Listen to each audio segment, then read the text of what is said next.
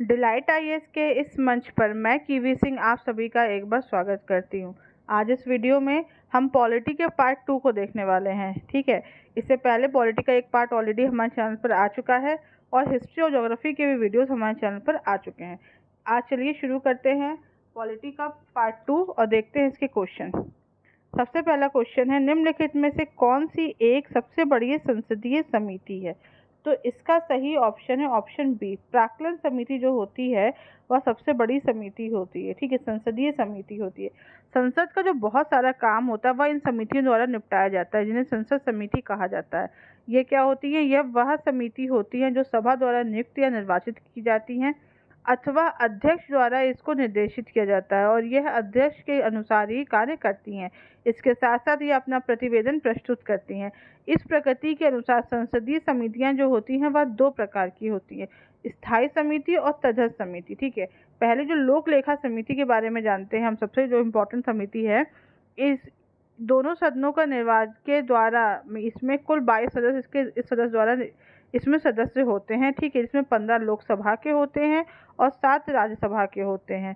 ठीक है, यह भारत सरकार की विनियोग लेखा और उसके उन पर जो कैग द्वारा जो प्रतिवेदन की जांच करती है। इस समिति का कार्यकाल 1 वर्ष तक होता है। प्राक्कलन समिति के बारे में जानते हैं, सबसे बड़ी संसदीय समिति है। ठीक है, इसमें केवल लोकसभा द्वारा सदस्य जो निर्वाचित हैं वही होते हैं। इसका कार्यकाल भी 1 वर्ष है।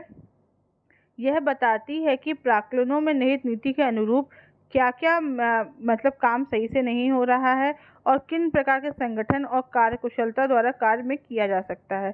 इसके साथ साथ तीसरी है सरकारी उपक्रम समिति। इस समिति में कुल 22 सदस्य होते हैं, जिसमें 15 लोकसभा के और 7 राज्यसभा के होते हैं। इसका भी कार्यकाल 1 वर्ष तक होता है। ठीक है, यह समिति सरकारी उपक्रमों के प्रतिवेदनों और लेखाओं की जांच करती है। ठीक है, अब फिर हम देखते हैं याचिका समिति। याचिका समिति के सदस्यों की संख्या 15 है और इसके सदस्य अध्यक्ष द्वारा निर्देशित होते हैं। मतलब इनको सदस्यों को अध्यक्ष खुद से ही बनाते हैं, मतलब खुद ही बताते हैं। इनका कार्यकाल जो होता है वह नियत नहीं होता है, पुनर्गठन किए जाने तक यह समिति बनी रहती है। ठीक है, इस प्रकार से कई प्रकार की समितियां हैं। यह अपने कर्तव्यों का निर्वहन इसी प्रकार से करती हैं। प्रत्येक का कार्यकाल समय के अनुसार बदलता रहता है। कभी कभी हमने देखा, जैसे कि हमने देखा कि कुछ का प्रत्येक वर्ष कार्यकाल बदलता है और किसी किसी का जो गठन होता है वह समय समय पर किया जाता है। तदर्थ समितियों की प्रकृति स्थायी होती है, अस्थायी होती है। ठीक है, इस प्रकार से यह जितनी भी समितियां हैं इस तरीके से चलती हैं। सामान्यतः लोकसभा से विपक्ष के द्वारा ही समितियों के अध्यक्ष को नियुक्त किए जाने की प्रक्रिया है। अब देखते हैं नेक्स्ट क्वेश्चन।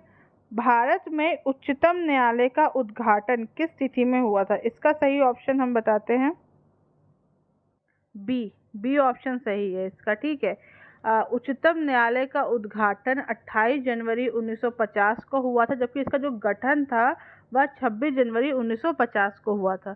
भारतीय संविधान के तहत जितनी भी जो न्यायिक व्यवस्था है वह हमारी एकीकृत है, जिसके शीर्ष पर सर्वोच्च न्यायालय और उसके अधीन उच्च न्यायालय और अधीनस्थ न्यायालयों की संख्या आती है। ठीक है, सर्वोच्च न्यायालय में न्यायाधीशों की कुल संख्या 31 है, जिसकी नियुक्ति राष्ट्रपति द्वारा की जाती है। सर्वोच्च न्यायालय के न्यायाधीशों की नियुक्ति राष्ट्रपति द्वारा मुख्य न्यायाधीश की सलाह के आधार पर की जाती है। ठीक है, सर्वोच्च न्यायालय के न्यायाधीश बनने के लिए जो प्रमुख जो नियुक्तियां होती हैं वह उस पर किसी को भारत का नागरिक होना चाहिए व्यक्ति को।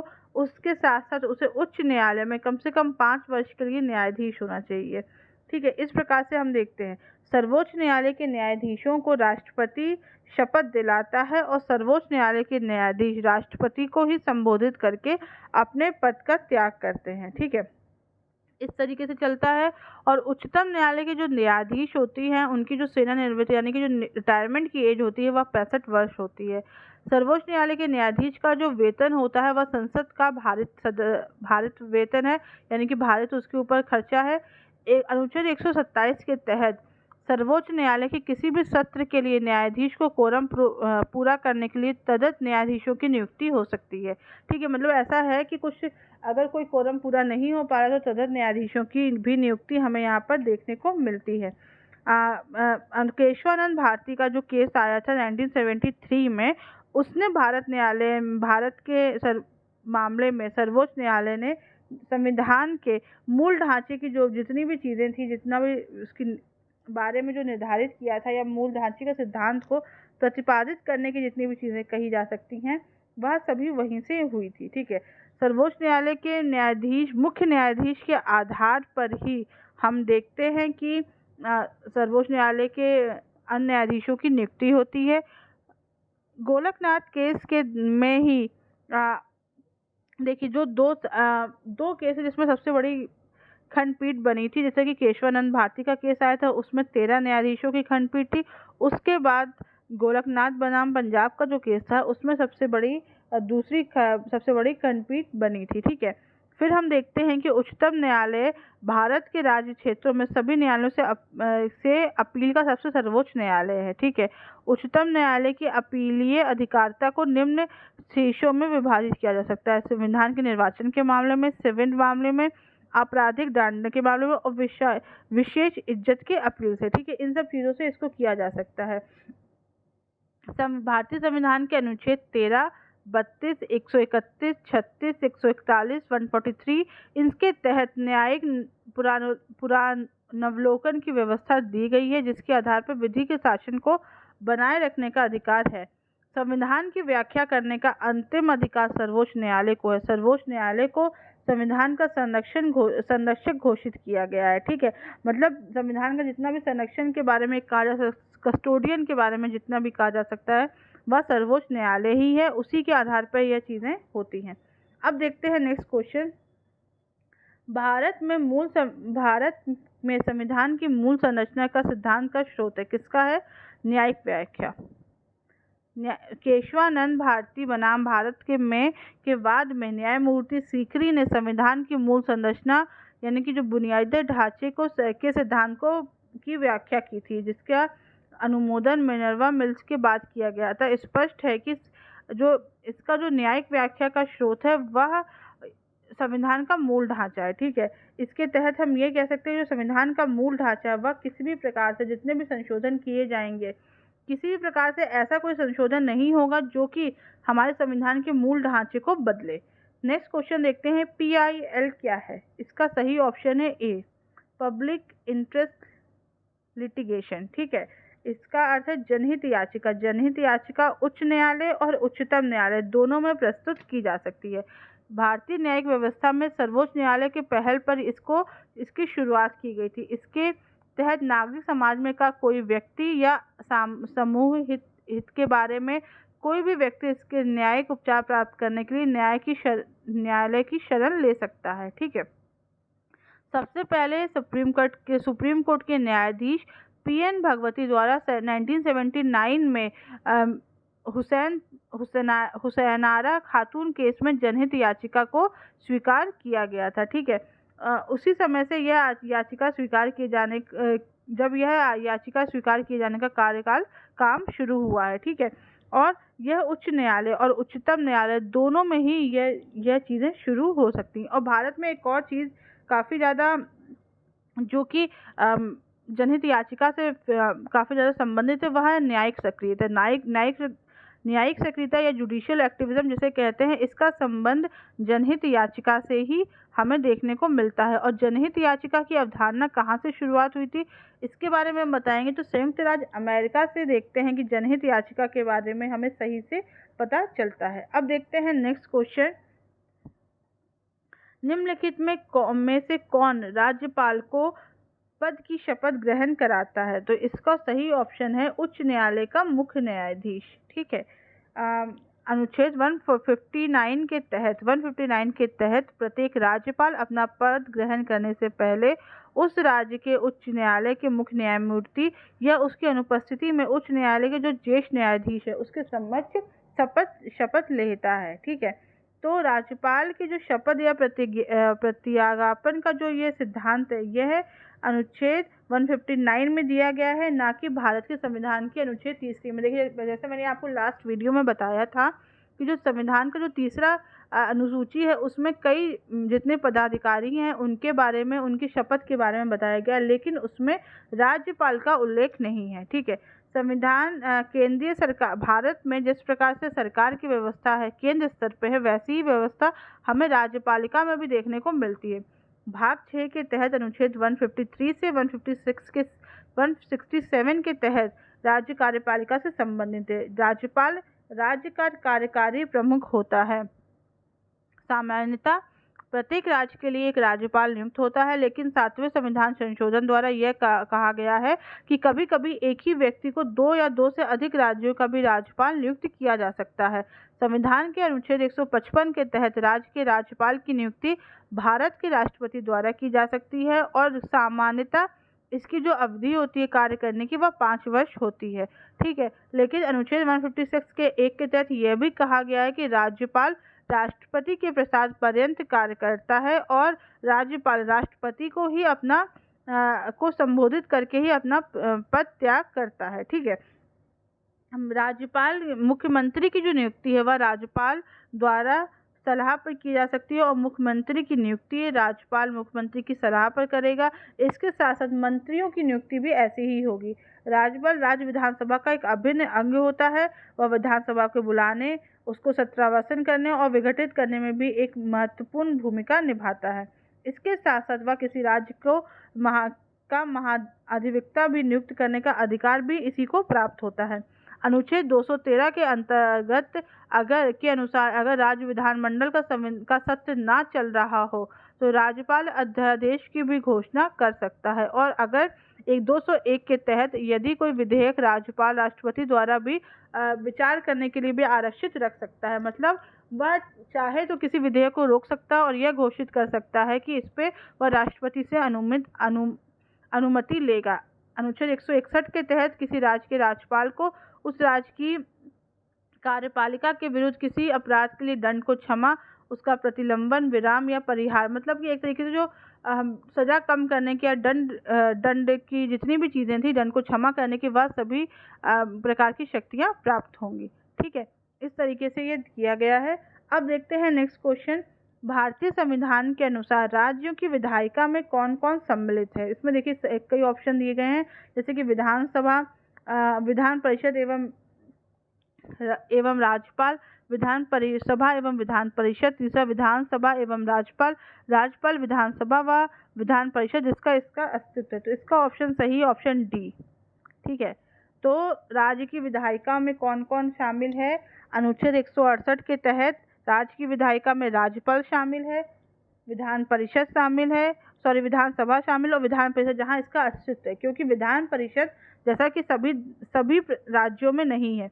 विधान परिषद कई राज्यों में हमें देखने को नहीं मिलती। विधानसभा हमें कई सब जगह देखने को मिलती है। विधान परिषद वर्तमान में 7 राज्यों में आंध्र प्रदेश, बिहार, महाराष्ट्र, कर्नाटक, जम्मू कश्मीर, जो कि अब नहीं है, तेलंगाना और उत्तर प्रदेश, मतलब कि 6 प्रकार से। ठीक है, विधान परिषद एक प्रकार से स्थायी सदन है जिसके सदस्यों का कार्यकाल 6 वर्ष तक रहता है। मतलब इसकी जितनी भी चीज़ें हैं ये राज्यसभा से हमें मिलती हुई देखने को मिलती हैं। ठीक है, और हम विधानसभा के बारे में जानते हैं। विधानसभा के बारे में जानते हैं तो अनुच्छेद 168 के तहत राज्य विधानमंडल का गठन विधान परिषद, विधानसभा और राज्यपाल के तहत होगा। अनुच्छेद 170 के तहत प्रत्येक राज्य की विधानसभा उस राज्य में प्रादेशिक निर्वाचन से प्रत्यक्ष निर्वाचन द्वारा चुना जाएगा। ठीक है, और इसमें कुल सदस्यों जो अधिकतम सदस्य हैं वह 500 है और सबसे कम 60 है। ठीक है, सबसे छोटी जो अगर कहा जाए विधानसभा इस समय किसकी, तो पुडुचेरी की इस समय है। ठीक है, सबसे बड़ी विधानसभा अगर देखा जाए तो उत्तर प्रदेश की है, उसमें कम से कम 403 सीटें हैं। ठीक है, अनुच्छेद 159 के तहत विधान परिषद की स्थापना और उन्मूलन का अधिकार संविधान ने संसद को दिया है। ठीक है, इस तरीके से ये चीज़ें हैं। और हम ये भी देखते हैं कि इसमें विधानसभा में जनसंख्या के आधार पर अनुसूचित जाति और जनजातियों को भी आरक्षण प्रदान किया गया है। अब देखते हैं नेक्स्ट क्वेश्चन। निम्नलिखित में से कौन सा राज्य उच्च न्यायालय का मुख्य क्षेत्राधिकार राज्य के उच्च न्यायालय का मुख्य क्षेत्राधिकार नहीं है? इसका सही ऑप्शन है ए। ठीक है, भारतीय संविधान के अनुसार परामर्श संबंधी क्षेत्राधिकार अनुच्छेद 143 के तहत केवल यह सिर्फ सर्वोच्च न्यायालय को प्राप्त है। अन्य सभी जितनी भी चीजें जैसे कि प्रारंभिक क्षेत्राधिकार, निरीक्षण क्षेत्राधिकार या अपीलीय क्षेत्राधिकार, यह उच्च न्यायालय को भी प्राप्त है यह अधिकार, लेकिन जो परामर्श संबंधी क्षेत्राधिकार है वह सिर्फ उच्चतम न्यायालय को है। राज्यों के बारे में जो उच्च न्यायालय बनाया गया है यह प्रत्येक राज्य के स्तर पे है, लेकिन 7वें संविधान संशोधन में यह भी बताया गया है कि दो से अधिक राज्य एक साझा उच्च न्यायालय की स्थापना कर सकते हैं। अनुच्छेद 214 के तहत प्रत्येक राज्य के लिए एक उच्च न्यायालय होगा, 215 के तहत उच्च न्यायालय अभिलेख न्यायालय होगा और 216 के अनुसार प्रत्येक उच्च न्यायालय मुख्य न्यायमूर्ति तथा अनेक अन्य न्यायाधीशों से मिलकर बनेगा। उच्च न्यायालय के न्यायाधीशों की नियुक्ति राष्ट्रपति करता है और उच्च न्यायालय के न्यायाधीश 62 वर्ष तक की आयु तक ही अपना पद धारण कर सकते हैं और उच्च न्यायालय के न्यायाधीश राष्ट्रपति को संबोधित करके ही अपने पद से हटते हैं। ठीक है, इस तरीके से हम देखते हैं कि और इनका जो वेतन है वह भारत की संचित निधि से दिया जाता है, इस तरीके से दिया जाता है। और हम यह देखते हैं कि जितनी भी ये उच्च न्यायालय हैं और जितनी भी चीज़ें हैं इन सभी चीज़ों में सभी प्रकार के अधिकार, मूल अधिकारों के बारे में अगर कहा जाए तो मूल अधिकार में आप उच्च न्यायालय और उच्चतम न्यायालय दोनों के पास जा सकते हो और दोनों को बराबर के अधिकार भी यहाँ पे प्राप्त हमें देखने को मिलता है। इसके साथ साथ लोक अदालत, दीवानी मामलों के भी कई प्रकार की अदालतों के बारे में भी हमें उल्लेख देखने को मिलता है। अब देखते हैं नेक्स्ट क्वेश्चन, केंद्र सरकार व राज्यों के मध्य आर्थिक संबंधों की विवेचना की गई है, किसमें की गई है? तो इसका ऑप्शन बी सही है। अनुच्छेद 268 और 281 के तहत इसकी विवेचना की गई है। संविधान में केंद्र और राज्यों के मध्य संबंध स्थापित करने के लिए उनके विधायी, प्रशासनिक और वित्तीय संबंधों का वर्णन संविधान के अनुच्छेद के भाग 11 एवं 12 में किया गया है। संविधान के भाग 11 के अनुच्छेद 245 से 255 तक के केंद्रीय राज्य के विधायी संबंधों के प्रावधानों के बारे में बताया गया है। ठीक है, इसके बाद हम देखते हैं कि संविधान के जो भाग 11 के तहत जो 256 से 263 है उसके तहत केंद्र और राज्य के प्रशासनिक संबंधों का उल्लेख किया गया है और 268 से 281 के तहत केंद्र और राज्यों के मध्य वित्तीय संबंधों का प्रावधान किया गया है। ठीक है, तो इस तरीके से किस प्रकार से चीज़ें रहेंगी, किस प्रकार से केंद्र और राज्यों के मध्य संबंध रहेगा, चाहे वो के विधायी हो, प्रशासनिक हो या वित्तीय, इनका उल्लेख हमें संविधान में देखने को मिलता है। अब देखते हैं नेक्स्ट क्वेश्चन, सरकारिया आयोग की सिफारिश का संबंध है, इसके सही ऑप्शन है ऑप्शन डी। केंद्र और राज्य के संबंधों के बारे में हम देखते हैं कि सरकारिया आयोग की सिफारिश की गई है। ठीक है, सरकारिया आयोग केंद्र राज्यों सरकारों के बीच में जो विचार करने और उनके संबंधों को सुदृढ़ बनाने के लिए न्यायमूर्ति आर एस सरकारिया की अध्यक्षता में जून 1983 में एक आयोग का गठन किया गया था जिसे ही सरकारिया आयोग कहा गया है। ठीक है, और ये काफ़ी इम्पोर्टेंट रहा है। इसने केंद्र राज्य संबंधों के मध्य में जितने भी संबंध रहे हैं इनके संबंधों की समीक्षा की है और इसके तहत कई यह सिफारिश की है कि अनुच्छेद 356 का कम से कम प्रयोग किया जाए और इसका जो दुरुपयोग हुआ है इसको भी कई प्रकार से कम किया जाए और इसके साथ साथ वह स्थायी रूप से अंतर्राज्यीय परिषद की स्थापना का समर्थन करते हैं। अब देखते हैं नेक्स्ट क्वेश्चन, भारतीय संविधान के किस अनुच्छेद के अंतर्गत भारत सरकार का दायित्व है कि वह बाह्य आक्रमण व आंतरिक अशांति से राज्यों की रक्षा करें? तो इसका सही ऑप्शन है ऑप्शन ए। ठीक है, यह आपातकाल के बारे में। ठीक है, आपातकाल के बारे में भारतीय संविधान के तहत 3 प्रकार के आपातकाल का बताया गया है। अनुच्छेद 352 के तहत राष्ट्रीय आपातकाल है। ठीक है, जिसमें यदि राष्ट्रपति को इस बात का समाधान हो जाए कि इस बारे में पता चल जाए कि गंभीर आपातकाल की स्थिति है या आने वाली है, जिससे युद्ध होगा, बाह्य आक्रमण होगा, सशस्त्र विद्रोह होगा, इस प्रकार की चीज़ों के समय भारत का राष्ट्रपति इस अनुच्छेद का प्रयोग करके आपातकाल की स्थिति को घोषित कर सकता है। अनुच्छेद 355 के तहत संघ का यह कर्तव्य है कि वह बाह्य आक्रमण और आंतरिक अशांति से प्रत्येक राज्य की रक्षा करे। अनुच्छेद 356 के अंतर्गत यदि राष्ट्रपति किसी राज्य के राज्यपाल से प्रतिवेदन मिलने पर या उन्हें ऐसे ही ज्ञात हो जाए कि वहाँ की स्थिति सही नहीं है, तो वहाँ पे उस राज्य में सिर्फ उस राज्य में अगर ऐसा स्थिति आ जाए कि पता चले कि वहाँ पे संविधान के नियमों के अनुसार सरकार नहीं चल रही है, तो वहाँ पे राष्ट्रपति शासन लग सकता है। ठीक है। और अनुच्छेद 360 है, इसमें यदि राष्ट्रपति को यह पता चल जाए कि ऐसी स्थिति आ गई है जिससे भारत या उसके किसी भाग को वित्तीय स्थायी संकट में, तो वह वित्तीय आपातकाल की भी घोषणा कर सकता है। इस तरीके से यह स्थिति है, लेकिन जो वित्तीय आपातकाल की स्थिति है वह अभी तक हमारे भारत में नहीं आई है। भारतीय संविधान के भाग 18 में आपातकाल से संबंधित जितनी भी उपबंध है वह निहित है। आपातकाल उपबंध केंद्र को किसी भी असमान स्थिति से लड़ने के लिए बताए गए हैं। ठीक है, और बहुत ज़रूरी है। इसके साथ साथ हम यह देखते हैं कि आपातकाल के दौरान संसद द्वारा राज्य सूची पर विषय बनाए जाते हैं और जितने भी विषय के कानून बनते हैं वह 6 माह तक प्रभावी रहते हैं। आपातकाल की स्थिति में अध्यादेश को भी देखने को मिलता है। अनुच्छेद 359 के तहत मूल अधिकारों 20 और 21 को छोड़कर अन्य अधिकारों का निलंबन हो जाता है और यह अनुच्छेद राष्ट्रपति को यह शक्ति देता है कि वह इन अधिकारों को निलंबन को लागू कर सकते हैं। अब देखते हैं नेक्स्ट क्वेश्चन। केंद्र व राज्यों के मध्य वित्त का बंटवारा किसकी सिफारिश पर होता है? तो इसका सही ऑप्शन है वित्त आयोग। ठीक है, वित्त आयोग द्वारा यह होता है। वित्त आयोग भारत के संविधान में अनुच्छेद 280 में उल्लेखित है। यह राष्ट्रपति द्वारा प्रत्येक 5 वर्ष के अंतराल पर या उसकी आवश्यकता अनुसार वित्त आयोग के गठन का प्रावधान बनाता है। इसका जो कार्य है वह राज्य और संघ और राज्यों के बीच में करों की शुद्ध आगम व आवंटन के बारे में बताता है और राज्यों के बीच में किस प्रकार से चीजें वितरण की गई है, किस प्रकार से फंड्स का वितरण हुआ है, इसके बारे में सिफारिश प्रस्तुत करता है। वित्त आयोग भारत की समेकित निधि यानी कि जो संचित निधि होती है उसके राज्यों को राजस्व की सहायता हेतु प्रदान करने के सिद्धांतों की अनुशंसा करता है।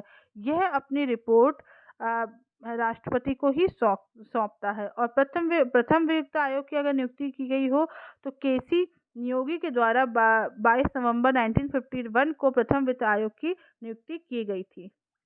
15वें वित्त आयोग के जो अभी चल रहा है वो उनकी अध्यक्षता एन.के. सिंह द्वारा की गई है और यह वर्ष 2020 से लेकर 2025 तक इसका कार्यकाल लागू होगा। संविधान के अनुच्छेद 281 के तहत वित्त आयोग राष्ट्रपति द्वारा नियुक्त किए जाने वाले एक अध्यक्ष और 4 अन्य सदस्यों से मिलकर बनता है। ठीक है, तो इस प्रकार से पूरा यह आता है। अब देखते हैं नेक्स्ट क्वेश्चन यहीं पे है, नीति आयोग अस्तित्व में कब आया? तो इसका सही ऑप्शन है सी, 1 जनवरी 2015 से। नीति आयोग की जो स्थापना है वह प्रधानमंत्री नरेंद्र मोदी ने 15 अगस्त 2014 को लाल किले से इसकी घोषणा की थी कि योजना आयोग के स्थान पर एक नया संस्थान उसकी जगह पे आएगा जिसको नीति यानी कि national institution of transforming India स्थापित किया गया है। ठीक है, इस आधार पर नीति आयोग की बारे में बताया गया है। नीति आयोग का ये उपाध्यक्ष का जो दर्जा है वह भारतीय सरकार के प्रधानमंत्री के कैबिनेट मंत्री के आधार पर होता है। प्रधानमंत्री इसके पदेन अध्यक्ष होते हैं और इसी तरीके से नीति आयोग एक तरीके से थिंक टैंक के रूप में कार्य करती है। ठीक है, नीति आयोग एक संविधानेतर संस्था है क्योंकि इसका उल्लेख संविधान में नहीं किया है। इसकी स्थापना 1 जनवरी 2015 में केंद्रीय मंत्रिमंडल के संकल्प द्वारा की गई थी। ठीक है, इस तरीके से देखा जाता है और फिर इसी प्रकार से यह चीजें की गई हैं। अब देखते हैं नेक्स्ट क्वेश्चन। भारत में राष्ट्रीय विकास परिषद का गठन कब गठित किया गया था? तो इसका सही ऑप्शन है ऑप्शन डी, 6 अगस्त 1952 में राष्ट्रीय विकास परिषद का गठन हुआ था। और राष्ट्रीय विकास परिषद का प्रमुख कार्य क्या था? राष्ट्रीय योजना निर्माण हेतु दिशा निर्देशन को प्रस्तुत करना। इसके साथ साथ योजना के संसाधनों का मूल्यांकन करना। दूसरा, योजना आयोग द्वारा बनाई गई राष्ट्रीय योजना पर विचार करना। तीसरा, योजना विकास को प्रभावित करने वाले सामाजिक और आर्थिक प्रश्नों पर विचार करना और समय समय पर योजना के कार्यों की समीक्षा करना। इस प्रकार से इस तरीके से किया गया था। अब देखते हैं नेक्स्ट क्वेश्चन, भारत में लोकपाल व लोकायुक्त की स्थापना का सुझाव किसने दिया था? तो इसका सही ऑप्शन है ऑप्शन बी, प्रशासनिक सुधार आयोग द्वारा भारत में इसका सुझाव दिया गया। यानी कि जो फर्स्ट जो प्रशासनिक सुधार आयोग आया था उसने इसका सुझाव दिया था। इस आयोग का गठन 5 जनवरी 1966 को हुआ था मोरारजी देसाई की अध्यक्षता में। बाद में 1967 में के हनुमंतैया को इसका अध्यक्ष बनाया गया था। आयोग का कार्यकाल 1970 में समाप्त हुआ था, जो एक ओम्बुड्समैन का भारतीय प्रतिमान के रूप में लोकपाल की नियुक्ति करने के बारे में बताया गया। अंतर्राष्ट्रीय स्तर पर यह काफ़ी जगह हमें देखने को मिलती है और इसकी सबसे पहले स्थापना हमें 1809 में स्वीडन में हुई थी। भारतीय लोक व्यवस्था के अंतर्गत जन शिकायतों के निर्वहन के तहत इसका केंद्रीय स्तर पर लोकपाल और राज्य स्तर पर लोकायुक्त की नियुक्ति की गई है। ठीक है, भारत में महाराष्ट्र एक ऐसा पहला राज्य है जहाँ पर लोकायुक्त की स्थापना हुई थी 1971 में। लेकिन उड़ीसा एक ऐसा राज्य है जहाँ पे इस विधेयक को पारित करने के बाद विधेयक को यहाँ पे पारित किया गया था। ठीक है, अब देखते हैं नेक्स्ट क्वेश्चन, इसमें से कौन सा जो आपको यहाँ पे सामने बताना है कि ये कौन सा इसमें सही नहीं है। ठीक है, तो इसमें सी और डी दोनों ही सही नहीं है। ठीक है ना, सी सही है ना डी सही है। केंद्रीय अन्वेषण ब्यूरो इसकी स्थापना 1963 में हुई थी। ठीक है, फिर उसके बाद हम देखते हैं केंद्रीय सतर्कता आयोग की 1964 में हुई थी। भ्रष्टाचार निरोधक कानून 1988 में आया था और प्रवर्तन निदेशालय की स्थापना 1956 में हुई थी। तो ये जो दोनों दिए गए हैं वह दोनों सही नहीं है और पहले के जो दोनों हैं वह दोनों सही हैं। ठीक है, तो इस प्रकार से ये बताया गया है। अब देखते हैं हम लोग इसके बारे में नेक्स्ट क्वेश्चन, भारत में लोक चुनाव आयुक्त को कौन नियुक्त करता है? तो इसका सही ऑप्शन है सी, राष्ट्रपति द्वारा भारत के निर्वाचन आयोग के मुख्य आयुक्त और अन्य आयुक्तों की नियुक्ति की जाती है। लेकिन अभी जैसा कि अभी आप सभी को पता है कि अभी एक नया कानून आया जिसमें सुप्रीम कोर्ट ने एक नया फैसला दिया है अभी, जिसके अकॉर्डिंग अब ये जो नियुक्ति है वो एक कमेटी द्वारा होगी। और उस कमेटी में कौन होगा? इस कमेटी में प्रधानमंत्री, लोकसभा का जो विपक्ष के नेता हैं वह, चीफ जस्टिस होंगे और इसकी सिफारिश पे अब राष्ट्रपति नियुक्त करेंगे। देखिए, नियुक्ति राष्ट्रपति ही करेंगे, लेकिन अब राष्ट्रपति की मतलब लोक चुनाव आयोग की नियुक्ति ऐसे की जाएगी। पहले क्या होता था, जो संसद द्वारा या जो हम कह सकते हैं जो मंत्रिमंडल द्वारा जिसके बारे में सुझाव दिया जाता था उसकी नियुक्ति की जाती थी। संविधान के भाग 15 के तहत के अनुच्छेद 324 से लेकर 329 तक निर्वाचन के बारे में इसका प्रावधान उल्लेखित किया गया है। ठीक है, अनुच्छेद 324 के तहत निर्वाचन आयोग की व्यवस्था की गई है। यह एक स्थायी और स्वतंत्र निकाय है। यह आयोग संसद, राज्य विधानमंडल, राष्ट्रपति व उपराष्ट्रपति के निर्वाचन के लिए निर्वाचक प्रणाली को तैयार करता है, निर्वाचन के संचालन का अधीक्षण करता है, निर्देशन व नियंत्रण के लिए यही जिम्मेदार होता है। ठीक है, वर्तमान में निर्वाचन आयोग में 3 निर्वाचक आयुक्त हैं। इन सभी के पास समान शक्तियां होती हैं। इनके वेतन व सभी प्रकार की जितनी भी चीजें होती हैं सभी के प्रकार बराबर होते हैं और यह सर्वोच्च न्यायालय के न्यायाधीश के समतुल्य होते हैं। इनका कार्यकाल 6 वर्ष या 65 वर्ष की आयु जो भी पहला हो वह होता है। ठीक है, और निर्वाचन आयोग को उसी द्वारा हटाया जा सकता है जैसे सर्वोच्च न्यायालय के न्यायाधीश को हटाया जा सकता है। अब देखते हैं नेक्स्ट क्वेश्चन, इसमें हमें सूची में लानी है कौन कौन से संशोधन में कौन कौन सी चीजें सही हैं। ठीक है, तो इसमें हम देखते हैं तो है सबसे पहले देखते हैं न्यायिक पुनरीक्षण की शक्ति। यह किसमें दी गई है? यह 38वें संविधान संशोधन में दी गई है जो कि कब आया था? 1975 में। ठीक है, फिर हम देखते हैं संपत्ति के अधिकार को मौलिक अधिकार से हटाया जाना। यह कब आया है? ये 44 संविधान संशोधन में आया है और यह 1978 में आया है। ठीक है, फिर हम देखते हैं मताधिकार की आयु को 21 वर्ष से 18 वर्ष किया जाना। यह कब है? यह आया है 61वें संविधान संशोधन में, ठीक है। यह कब आया था? 1988 में। और इसके साथ हम देखते हैं नेक्स्ट है उद्देशिका में पंथ निरपेक्ष शब्द को जोड़ना। यह आया है 42वें संविधान संशोधन में, ठीक है। इस तरीके से है संविधान के जितने भी संशोधन किए गए हैं, संविधान कितना भी सोच समझकर क्यों ना बनाया जाए, किसी भी प्रकार से क्यों ना बनाया जाए, ऐसी ऐसी परिस्थितियां आ जाती हैं जब हमें इसमें संशोधन करना पड़ता है। भारत का जो संविधान है वह कठोर और अकठोर दोनों का मिश्रण है। इस संविधान में संशोधन का प्रावधान किया गया है। अनुच्छेद 20 के अंतर्गत अनुच्छेद 368 में यह बताया, भाग 20 के अनुच्छेद 368 में यह बताया गया है कि संविधान के संशोधन की शक्ति प्रदान है। 3 प्रकार से संशोधन किया जा सकता है: साधारण बहुमत द्वारा, विशेष बहुमत द्वारा और विशेष बहुमत और राज्य के अनुमोदन द्वारा, ठीक है। इस प्रकार से किया जाता है। भारत के संविधान का पहला संशोधन 1951 में किया गया था, जिसमें 2 अनुच्छेद, अनुच्छेद 31(1) और अनुच्छेद 31 खा और नवी अनुसूची को जोड़ा गया था। 42वां संविधान संशोधन ये काफी इम्पोर्टेंट है। इसको अधिनियम को मिनी कॉन्स्टिट्यूशन यानी कि लघु संविधान भी कहा जाता है। संविधान का जो 52वां संशोधन है, इसमें किसी दल के निर्वाचित सदस्यों के दल बदल पर रोक लगाई गई है। 61वां संविधान संशोधन में मतदाता की आयु को घटा के 18 वर्ष किया गया है। इसके बाद हम देखते हैं 86वां जो संविधान संशोधन है, इसमें अनुच्छेद 21 का में जो है कि इसमें 6 से 14 साल के बच्चों के लिए निःशुल्क और अनिवार्य शिक्षा का अधिकार दिया गया है, ठीक है। 97 जो संविधान संशोधन है, इसमें सहकारी समिति को संवैधानिक दर्जा दिया गया है। 100वां संविधान संशोधन, इसमें भारत बांग्लादेश के सीमा समझौते से संबंधित है। और 101 जो संविधान संशोधन है, इसमें जीएसटी से संबंधित है। अब देखते हैं हम लोग नेक्स्ट क्वेश्चन, पंचायती राज विषय है मतलब ये कब का राज विषय है, इसके बारे में बताना। तो इसका सही ऑप्शन है सी, राज्य की सूची पे, ठीक है।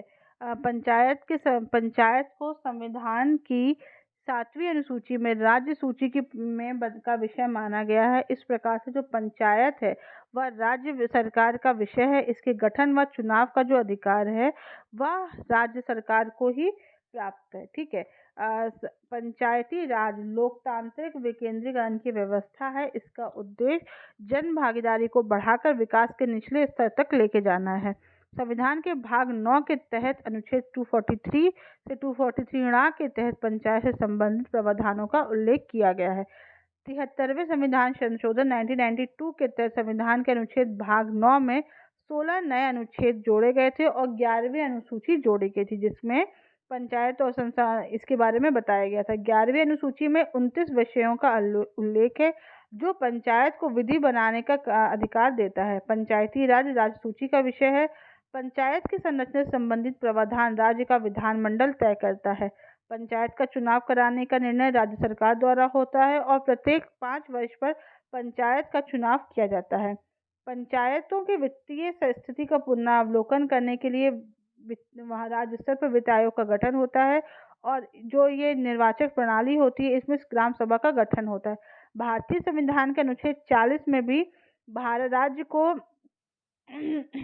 ग्राम पंचायतों का गठन का निर्देश है, ठीक है। इस प्रकार से पंचायती राज व्यवस्था का उद्घाटन पंडित जवाहरलाल नेहरू ने 2 अक्टूबर 1959 को राजस्थान में किया था। 73वें संविधान संशोधन द्वारा पंचायती संस्थाओं को संवैधानिक दर्जा प्राप्त है, ठीक है। इस तरीके से तो जब अनुच्छेद के बाद संविधान संशोधन का अभिपालन करने वाला जो पहला राज्य है उसको हम कह सकते हैं एमपी। उसमें एमपी के बारे में यहाँ पर बताया गया है। अब देखते हैं नेक्स्ट क्वेश्चन। ये इसमें समितियां दी गई हैं और समितियों के आधार पर किस प्रकार की सूचियों का किस प्रकार के पंचायत के स्तर का सुझाव दिया गया था उसके बारे में बताएगा। तो सबसे पहले हम देखते हैं बलवंत राय मेहता समिति। बलवंत राय मेहता समिति ने क्या बताया था? इन्होंने त्रिस्तरीय व्यवस्था के बारे में बताया था, ठीक है, त्रिस्तरीय व्यवस्था। फिर हम देखते हैं अशोक मेहता समिति। इन्होंने द्विस्तरीय व्यवस्था के बारे में बताया था। LM सिंघवी व्यवस्था, इन्होंने स्थानीय स्वशासन पद्धति के आधार पर बताया था। फिर हम देखते हैं GVR राव समिति। इन्होंने प्रतिनिधित्व के आधार में सुधार के बारे में बताया था, मतलब कि तीसरा ऑप्शन। ठीक है, इस तरीके से भारत में जो जितनी भी समितियां हैं या जिस प्रकार के कई प्रकार की हमें यहाँ पर सिफारिशें देखने को मिलती हैं जो कि समितियों द्वारा की गई हैं। ठीक है, बलवंत राय मेहता समिति ने ग्रामीण स्तर में त्रिस्तरीय पंचायत को सुझाव दिया था, ग्राम स्तर, ब्लॉक स्तर और जिला स्तर।